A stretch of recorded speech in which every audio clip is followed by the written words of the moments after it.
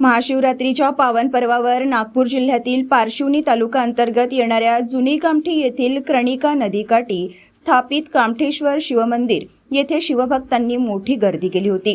हे मंदिर भोसलेकालीन मंदिर असून अनेक दंतकथा मंदिराशी जोडल्या आहेत। सूर्योदयाची पहिली किरण कामठेश्वर महादेव मंदिराच्या पिंडीवर पडत असल्यामुळे स्वयं सूर्यनारायण या ज्योतिर्लिंगाचे दर्शन घेत असल्याची भावना भक्तांनी व्यक्त केली। मनोकामना पूर्ण करणारा अशा या कामठेश्वर महादेव मंदिराची आख्यायिका आहे।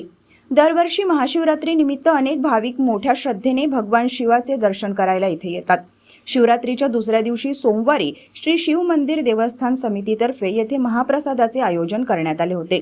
दुपारी 2 वाजतापासून रात्री 11 वाजेपर्यंत हजारोंच्या संख्येत भाविकांनी महाप्रसादाचा लाभ घेतला।